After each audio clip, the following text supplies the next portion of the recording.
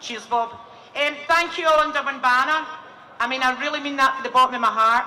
When you look at the NHS, you have to say thank you to all under one banner, because sometimes somebody just has to step up.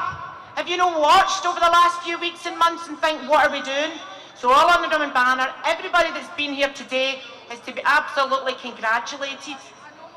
I want to talk about the cost of living, the NHS, and have a wee bit of a rant. And if I'm going too long, Bob will shut me up. We look at the unprecedented, callous and cruel energy rises that we're all facing. And I want to say a couple of things. These energy rises that we are facing are despite the fact that in the last couple of weeks, each and every one of these companies declared record billions in profits. Who are they kidding? And these are serious times, and each and every one of us knows it. I want to say these are no accident. It's not inevitable that we just need to put up with this crap and we can't do nothing about it. Energy rises are not the weather. Sunny today, rainy tomorrow, who can predict? Our argument is that every attack in terms of energy costs is a political choice. The rich in this country are getting richer, and they're only rich because we are poor. They look and go, oh my goodness, people are poor. How did that happen? It happened because at every turn political choices are made that mean ordinary working class people are asked to pay the price, and we need to say enough is enough. And I believe that's what independence, of defending the NHS, for looking for a better future is all about. We are angry, but we are not alone. But I do believe we face something new. Food banks and budgeting cleverly are just not even going to touch it. We need to be fighting back and organising and making the points like you and me and all of us have done today. The area that I live in is already scarred by inequalities. We die earlier, we live longer with serious health problems, we have high incidence of people dying for drugs and alcohol, we've been abandoned, we don't have nice parks, we don't have resources, we don't have schools, we don't have quality public homes.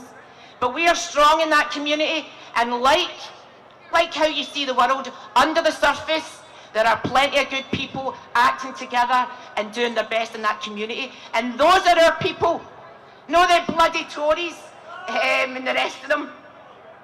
In the midst of this, our public sector workers, care, health, education, cleansing, rail, buses, everything that we rely on, everybody that works has been told, oh, it's a wee shame, you need to pay the price. It's not enough that your family lost their lives putting themselves on the front line during the pandemic. No, you need to pay again. You need to pay again financially. We need to stand up against that. We need to talk to our people in our community, because we're getting bombarded with this nonsense day in and day out. And we say here today, no way are we paying again. Let the rich pay once in their easy lives. Let them pay. They don't even pay their bloody dues. One of our family members recently needed a scan, an urgent scan, for which there was 12 weeks waiting list. And we went home and we Googled, and a 30-second Google revealed that with £500 in your pocket, you had a choice of scans within 24 hours. We know the difficulties that we have. We look to England and Wales and our health service, but we need to call it out. We have got a two-tier health system. I'm 50 odds. Nobody I ever knew, ever in their life, paid for a single health service. But you know you're hearing that dripping in. The desperate knee, the desperate hip, the desperate scan. I know people that have borrowed hundreds to pay for services on the health service that should be free, and they tell us it's not happening. While hard-pressed staff who kept us going during the lockdown are pushed to their absolute breaking point. Don't listen to me. Listen to what they say, what you know, what the doctors, the nurses, the cleaners, the porters. Listen to what they say about our health service now. There's never, and we owe them a debt we can never repay. In my opinion, today is for them. Today is for them. We say, break the British state, not the health service. Break the British state, not the nurses. Break the British state, not the teachers.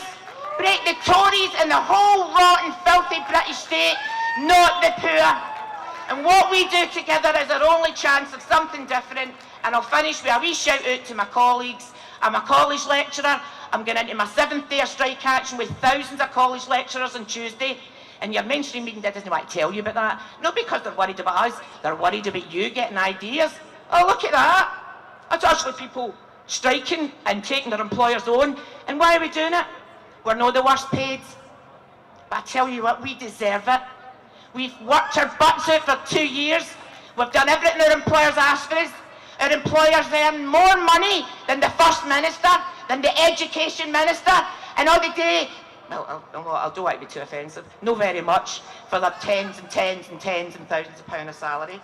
We've been slagged and insulted by our employers, but we care, we know our worth, we demand respect, and we're acting together.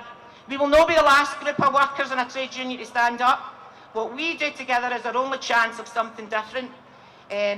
We will not rest, all of us here. We will not rest until injustice is ended. We are angry, but we're organised. The union is the walking dead. We are the future. Thank you.